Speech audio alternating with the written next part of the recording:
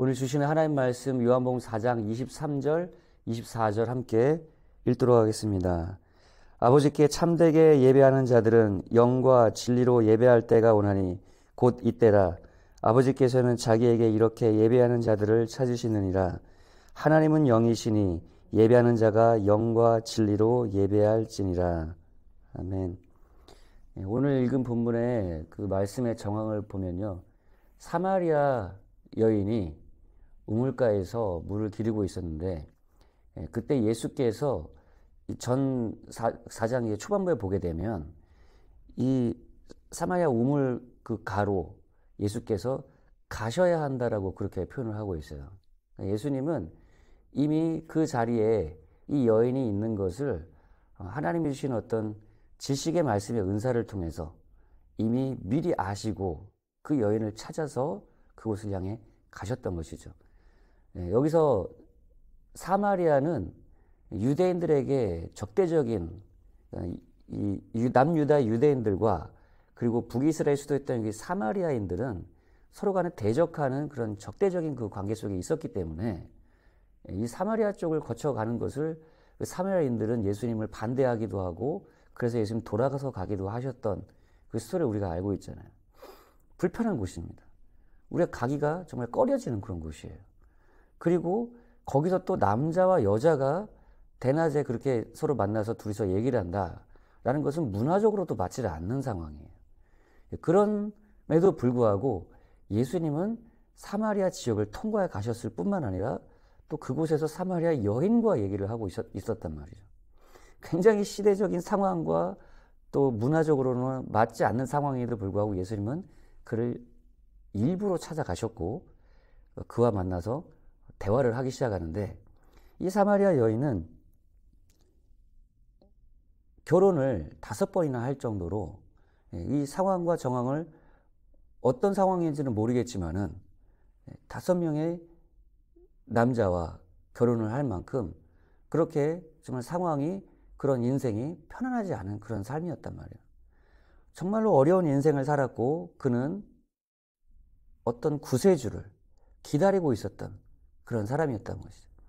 근데 이 사마리아 여인은 메시아를 기다리고 있었고 구원자를 기다리고 있었다는 얘기죠. 그 삶을 구원할 구원자를 기다리고 있었고 그 메시아를 찾아서 갈망하고 있는 사람이었음에도 불구하고 그는 어떻게 하나님을 예배하고 어떻게 하나님을 알 수 있는지를 그는 그 방법을 알지를 못했어요.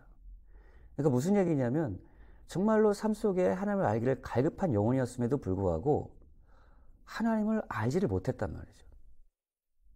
사마리아에서 예배를 드리는지, 어떤 사람은 예루살렘 가서 예배를 드려야 된다고, 어떤 사람은 사마리아 가서 해야 된다고, 하나님을 알기를 원하는데 어떤 사람은 이렇게 하라고 하고, 어떤 사람은 저렇게 얘기하라고, 저렇게 하라고 하고, 어떤 사람은 기도 많이 하라고 하고, 어떤 사람은 성경 많이 보라고 하고, 어떤 사람은 저기 집회 가라고 하고, 뭐 많은 얘기를 하지만 하나님을 아는 방법을 알지 못했단 말이에요.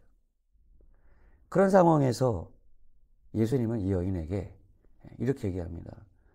하나님을 참되게 예배하는 자들은 영과 진리로 예배한다는 거예요.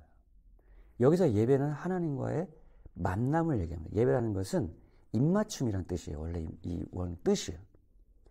그러니까 하나님과의 깊고 친밀한 그런 만남과 교제, 하나님을 아는 그 만남과 교제를 통해 하나님을 아는 방법은 영과 진리로 예배할 때 가능하다는 거예요. 영어 성경을 보면요, in the truth, in the spirit 이렇게 되어 있죠. 하나님의 진리의 말씀 안에서 성령의 인도를 따를 때, 성령 안에서 진리의 말씀 안에서 하나님을 만나고 하나님을 아는 것이 가능하다라는 거예요. 저는 오늘 아침에 기도하면서 그런 마음이 들었습니다. 이 세대가 이 사마리아 여인처럼 하나님을 아는 지식을 잃어버린 세대, 하나님을 만나기를 원하는 많은 사람들이 있지만은 하나님을 진정 친밀하게 하나님을 아는 그런 방법을 알지 못하고 잃어버렸고, 하나님을 아는 지식을 잃어버려서 이 사마리아 여인처럼 하나님을 알기를 갈급하지만은 방황하는, 영적으로는 하나님을 알지 못하는 방황하는 세대가 오늘날의 세대가 아닌가라는 생각이 들었습니다. 너무나 많이 종교화된 세대예요. 종교화됐다는 얘기는요, 하나님을 예배하는 예배의 형식과 전통은 남아있지만은 하나님을 알지는 못하는 거예요. 예수님이 오신 시대에 하나님을 향한 열심으로는 정말로 대단한 사람들이 있었죠. 바리새인들이. 율법의 한 획 구절이라도 지켜서 하나님 앞에 의를 얻으려고 하는, 하나님을 향한 종교적 열심은 대단한 사람들이었어요. 그러나 그들은 그 하나님의 본체 형상이신 그 예수 그리스도가 이 땅에 직접 오셔서 하나님이 어떤 분인가를 보여줬음에도 불구하고 그들은 하나님을 알지 못했어요. 예수를 알아보지 못했어요. 그것뿐입니까? 그 하나님의 형상으로 오신 예수를 십자가에 못 박아버렸단 말이에요. 그들이. 오늘날도 마찬가지라는 생각이 들어요. 기독교의 전통은 남아있지만, 기독교의 예배 형식은 남아있지만 하나님을 모르는 거예요. 하나님을 향한 종교적 열심으로는 막 교회에 봉사하고 하나님을 섬긴다고 하지만은 수십 년 그렇게 신앙생활을 했지만 정작 하나님을 개인적으로 친밀하게는 모르는 거예요. 그러니까 삶 속에 어떤 문제와 어려움이 오면 그 하나님을 정작 개인적으로는 친밀하게 모르기 때문에 당황하게 되는 거죠. 두려워하게 되는 거죠. 저는 그런 얘기를 종종 듣거든요. 신앙생활을 수십 년 하신 분이에요. 그런데 질병이 오고 하나님께로 돌아가야 될 죽음이 가까우니까 구원의 확신마저도 흔들려 버린다는 거예요. 하나님을 개인적으로는 모르기 때문에 그런 것이죠. 그러면 우리가 어떻게 하나님을 그렇게 친밀하게 개인적으로 하나님을 대면하여 하나님을 알게 될까요? 하나님을 아는 지식이 가장 중요한데 어떻게 그렇게 하나님을 알 수 있을까? 여러분, 성경 통독을 많이 했다고 해서 하나님을 개인적으로 깊이 아나요? 바리새인들은 율법 모세오경을 외우다시피 하는 사람들이에요. 사두개인들도 그랬죠. 그 당시에 율법사들 성경을 통달하는 사람이었습니다. 그럼에도 불구하고 예수를 못 알아봤다는 거죠. 오늘날도 그럴 수 있습니다. 성경을 많이 알아도 하나님 모를 수가 있다는 거예요. 왜 그런가요? 여러분, 예레미야 시대 때 보면 하나님을 대면하여 아는 사람은 예레미야 하나뿐이었어요. 심판의 시대, 하나님을 향한 징계가 임하는 시대, 그 하나님의 뜻과 하나님의 그 마음을 아는 사람은 예레미야 하나였어요. 모든 그 당시에 많은 선지자들이 있었지만 그들은 하나님을 알지 못했고 하나님의 그 시대를 향한 목소리를 전하지 않았다라는 거예요. 이사야 시대 때 하나님을 향한 목소리를 전한 선지자는 이사야 하나였어요. 그 선지자의 목소리를 히스기야는 들었고 그때 구원의 역사가 그에게 임했죠. 그러나 이사야 시대와 예레미야 시대가 달랐어요. 오늘 많은 분들이 하나님을 잘 모르는 이유는 뭐냐면 성경을 교리적으로, 개념으로, 교리적으로 알지 성경 전체의 상황마다 나타내신 하나님을 상황적으로, 문맥적으로 알지 못하기 때문에 내가 닥친 상황에서 하나님이 어떻게 말씀하시는지를 모른다고 저는 생각이 들어요. 이것을 이제 신학적으로는 컨텍스트 시올로지라고 이렇게 얘기하거든요. 상황신학이라고 얘기하는데 성경에는 문맥이 있단 말이에요.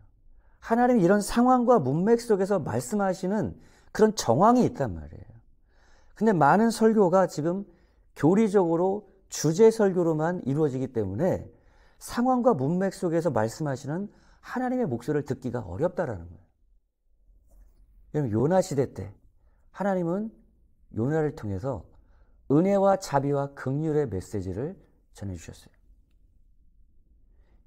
그 시대의 북이스라엘은 여로보암 2세가 다스리던 시대입니다. 정치적으로, 경제적으로는 굉장히 부강한 시대예요. 그러나 영적으로는 여전히 우상숭배가 끊이지 않았던 시대죠. 하나님을 자기들의 방식으로 예배하던 시대예요. 하나님의 정한 방식으로 예배함으로 하나님을 만나서 하나님을 아는 그런 시대가 아니라 자신들만의 방식으로 사마리아에서 제사를 만들어 놓고 산당을 만들어 놓고 그렇게 제사했기 때문에 하나님을 아는 지식이 사라진 시대예요. 그러나 여전히 하나님은 자비와 긍휼을 베풀어 주시던 시대. 왜냐하면 그 전에 약속하시던 하나님의 언약이 있으셨기 때문에. 그런 시대에서 하나님은 아수르에게도 니느웨에게도 은혜와 긍휼을 베풀어 주셨던 것이죠. 요나가 가서 심판을 말했지만은 그들이 회개했을 때 하나님은 그들에게 용서해 주시고 자비를 베풀어 주셨단 말이에요. 그러나 150년이 지난 똑같은 니느웨 아수르 민족에게 하나님은 나훔을 보냅니다. 나훔 선지자를 보냅니다.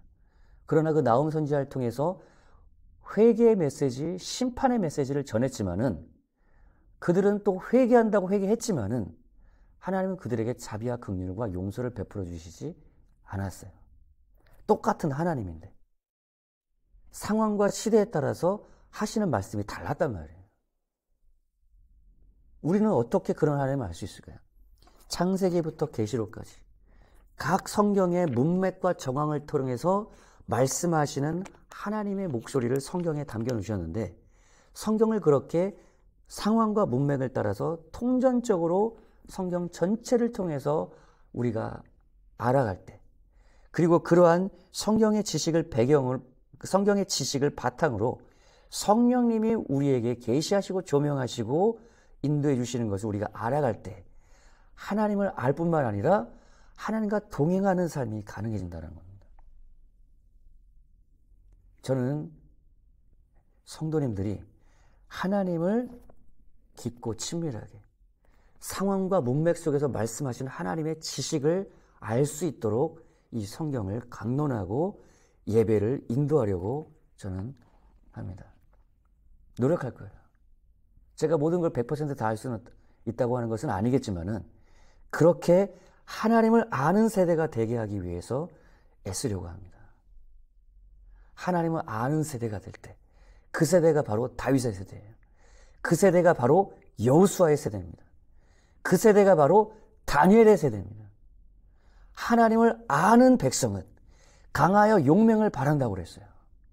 하나님을 모르기 때문에 이 세상에서 타협하고 우상숭배하고 하나님을 모르기 때문에 이 세상 속에서 두려워 떨면서 세상과 타협하면서 살아가게 됩니다. 하나님을 아는 세대는 다윗처럼 골리앗을 향해서 담대하게 일어나게 돼요. 하나님을 아는 세대는 다니엘처럼 정말 그 시대 제국의 왕들에게 가서 하나님의 말씀을 담대하게 선포하는 그런 세대가 일어날 것이란 말이에요. 하나님을 아는 세대가 바울처럼 열방을 향해서 복음을 들고 나가게 될 것입니다. 종교적으로 교리적으로 아닌 하나님 성경 진리의 말씀 안에서 성령 안에서 하나님을 아는 내가 되게 하여 주시옵소서. 하나님을 친밀하게 아는 내가 되게 하여 주시옵소서.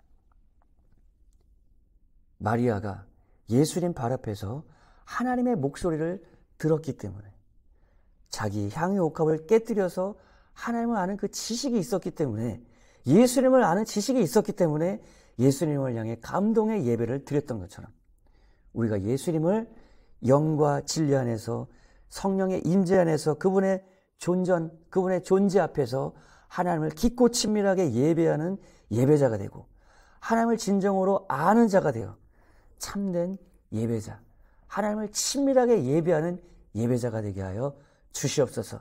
그러한 참된 예배자, 하나님을 아는 성도들이 되게 하여 주시옵소서. 같이 통성으로 기도하겠습니다.